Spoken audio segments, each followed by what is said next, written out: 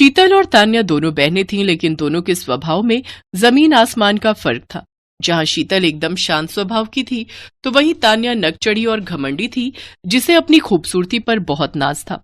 शीतल घर के सारे कामकाज अकेले ही करती थी, तो वहीं तान्या पार्टीज और मेकअप की शौकीन होती है। एक रोज तान्या अपने कमरे में पार्टी पर जाने के लिए रेडी हो रही थी। तभी शीतल उसके कमरे में पोछा लगा रही होती है, तो तान्या जानबूझकर उसे परेशान करने के लिए वहां पर पाउडर गिरा देती है। तान्या, देखो, मैंने अभी यहाँ पोछा लगाया और तुमने ये पाउडर गिरा दिया। मैं जानती हूँ ये तुमने जानबूझकर किया है।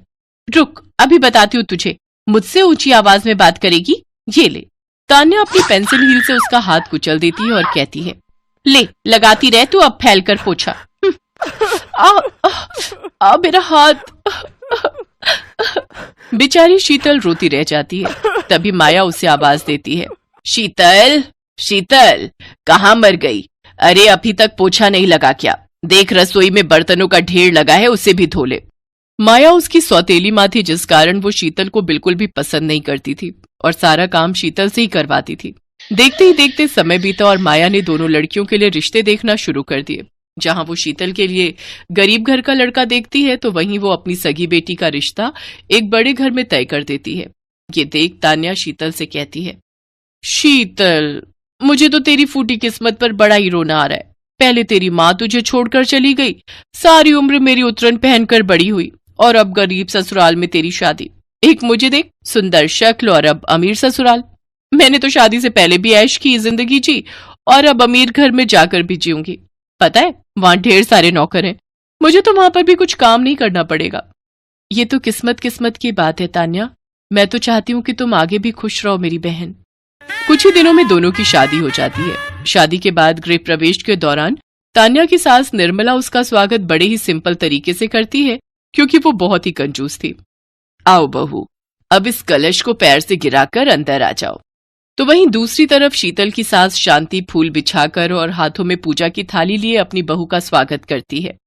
आओ बहू, इस कलश को गिराकर अंदर आओ और इन फूलों पर चलकर अपने कमरे तक जाओ। हम गरीबों की औकात गुलाब के फूल खरीदने की तो नहीं है, इसलिए मैंने ये गेंदे के फूल ही बिछा दिए। वहीं उसकी ननद अंदर फूलों से उसका बिस्तर सजा रही थी। अपनी सास और ननद का ऐसा स्वागत देख शीतल की आंखों में आंसू आ जाते हैं। जिस प्यार के लिए वो हमेशा तरसती रही, वो प्यार उसे अपनी ससुराल में अपनी सास और ननद से मिलता है। अगली सुबह शीतल जल्दी उठती है, तो उसकी सास उसे कहती है, बहू, तू इतनी जल्दी क्यों उठ गई? हमारे यहाँ सब आराम से उठते हैं, जा तू भी जाकर सो जा। तो वहीं दूसरी तरफ तान्या अपने ससुराल में सो रही होती है, तो उसकी सास उर्मिला उसे आवाज लगाकर कहती है, तान्या बहू, उठ जा, सुबह के 5 बज गए हैं। आज तेरा ससुराल में पहला दिन है, जल्दी से तैयार होकर नीचे आ जा, आज तेरी पहली रसोई है। ओफो, इस बुढ़िया ने भी जीना मुश्किल कर दिया है। एक तो वैसे ही शादी की इतनी थकावट, ऊपर से ये है कि सोने भी नहीं देती। कुछ देर बाद तान्या तैयार होकर नीचे आती है, जहां उसकी सास उससे कहती है, ये ले बहू, ये तेरे खाने की लिस्ट है जो तुझे अपनी पहली रसोई में बनाना है, समझी? लेकिन सासू माँ, हमारे यहाँ तो इतने सारे नौकर चाकर हैं। फिर उन सब की छुट्टी कर दी मैंने। अब तू आ गई है तो क्यों मैं उन सबको पैसे दूं? हाँ, हे भगवान, ये मैं कहाँ फंस गई। तान्या अकेले ही खाना बनाने लगती है। तो वहीं दूसरी तरफ शीतल सोकर उठती है, फिर नहा धोकर सबके लिए खाना बनाने लगती है। तो उसकी सास और ननद भी उसकी मदद करने रसोई में आती हैं। माँ जी, आप दोनों क्यों तकलीफ करती हैं? मैं हूं ना, मैं सब संभाल लूंगी। नहीं नहीं, हम भी तो आपके साथ मदद करेंगे। फिर वो तीनों खुशी खुशी बातें करते हुए खाना बनाती हैं। शीतल अपने गरीब ससुराल में भी बहुत खुश थी। वहीं दूसरी तरफ अमीर बहू होकर भी तान्या खुश नहीं थी।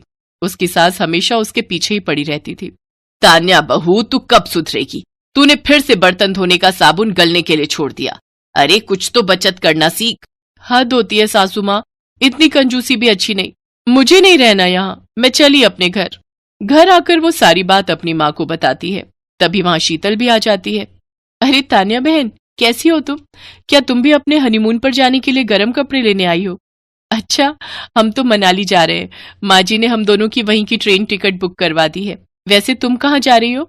मेरे जले पर नमक मत छिड़को। तुम जानती भी हो मेरी सास कितनी कंजूस है। पता है माँ, वो तो 5-10 रुपए की चीज के लिए भी मुझे कितना सुनाती है। मुझे नहीं रहना अब उस घर में। ऐसा नहीं कहते बहन, रिश्ते ऐसे नहीं तोड़े जाते। मैं जाकर तुम्हारी सासू माँ से बात करूंगी। शीतल तान्या की सास को समझाती है। उर्मिला अपनी गलती मानते हुए तान्या को लेने आती है और उन्हें भी हनीमून पर मनाली भेजती है। तान्या भी अब खुश थी, उसे अपनी गलती का एहसास हो चुका था। वो शीतल से अपने किए की माफी मांगती है। अब दोनों बहनें अपने अपने ससुराल में खुशी खुशी रहने लगती हैं।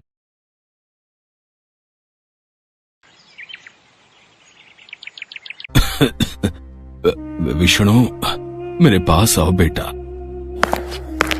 जी बाबूजी, मैं यहीं पर हूं आपके पास। एक दिन तो सबको जाना है, मेरा भी वक्त आ गया है। लक्ष्मी, तुम भी मेरे पास आकर बैठो बेटी। अब सुंदर कहाँ है? भैया रास्ते में है बाबूजी, बस पहुंचते ही होंगे। वो भी आ जाता तो ठीक रहता। तुम सबको एक जरूरी बात बतानी थी, कहीं उसके आने से पहले मेरे प्राण न निकल जाएं। ऐसा न कहिए पिताजी, आपको कुछ नहीं होगा। भैया भाभी बस आते ही होंगे। आएंगे, जरूर आएंगे वो, पर मेरे चले जाने के बाद और आते ही अपना हिस्सा मांगेंगे। अच्छे से जानता हूं उन दोनों को। तुम दोनों बहुत भोले हो और वो दोनों एक नंबर के चालाक। खैर, अब जो मैं बताने जा रहा हूं उसे ध्यान से सुनो। मैंने इस तरह बंसीलाल स्वर्ग से धार गए और उनकी बात अधूरी ही रह गई। विष्णु और लक्ष्मी फूट फूट कर रोने लगे। बंसीलाल के 2 बेटे थे। बड़े बेटे का नाम सुंदर और उसकी पत्नी मालती थी, जबकि विष्णु उनका छोटा बेटा था और उसकी पत्नी लक्ष्मी थी।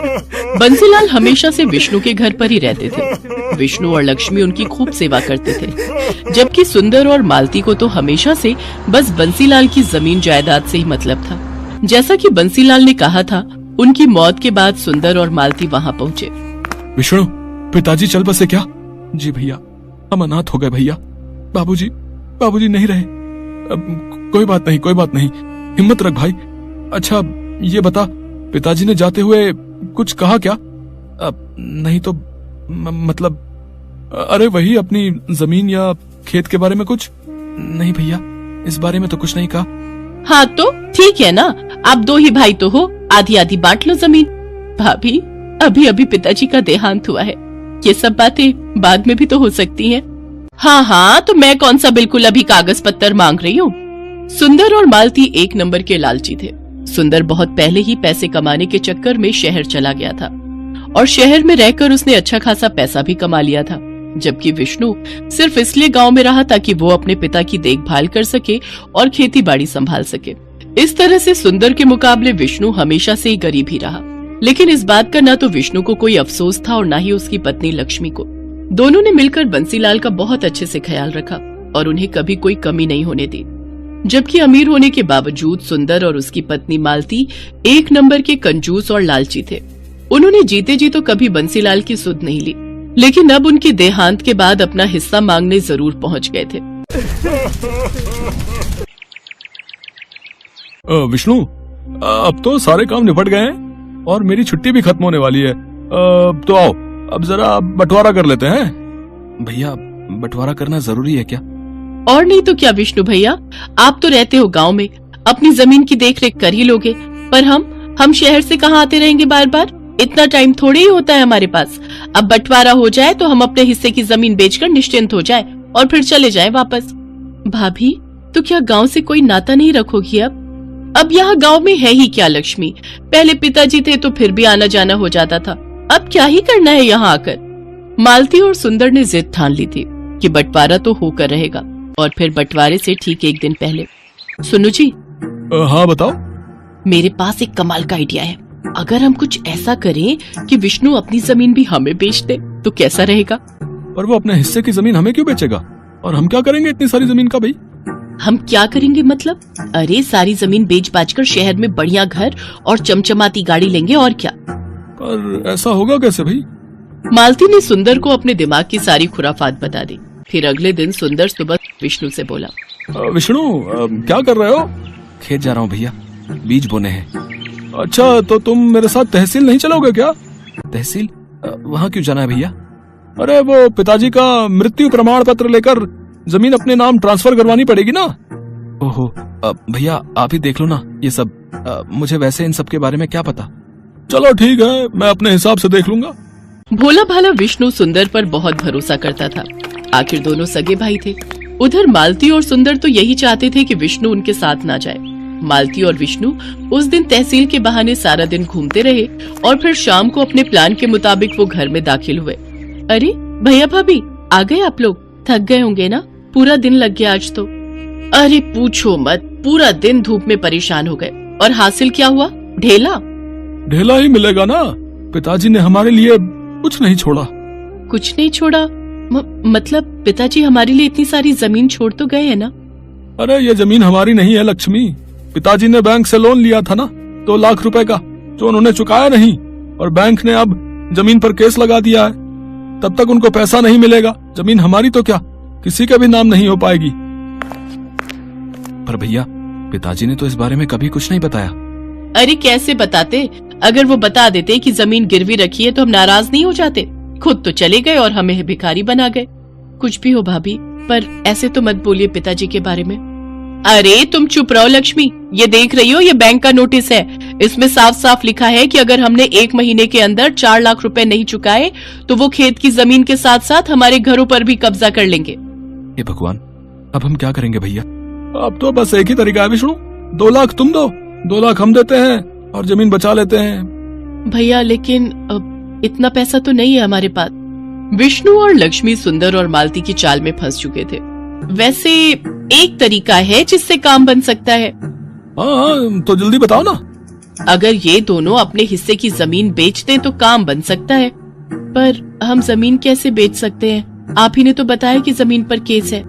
हाँ, कोई और तो नहीं ले सकता, लेकिन हम तो ले सकते हैं। अगर तुम दोनों अपने हिस्से की जमीन हमें दे दो तो मैं अपने भैया से 2 लाख रुपए लेकर बैंक के पैसे चुका दूंगी, और फिर जब जमीन पर केस खत्म हो जाएगा तो उसे बेचकर अपने भैया के पैसे चुका दूंगी। भाभी, ऐसे तो हमारे पास जमीन ही नहीं रहेगी। अरे नहीं, ऐसा मत सोचो।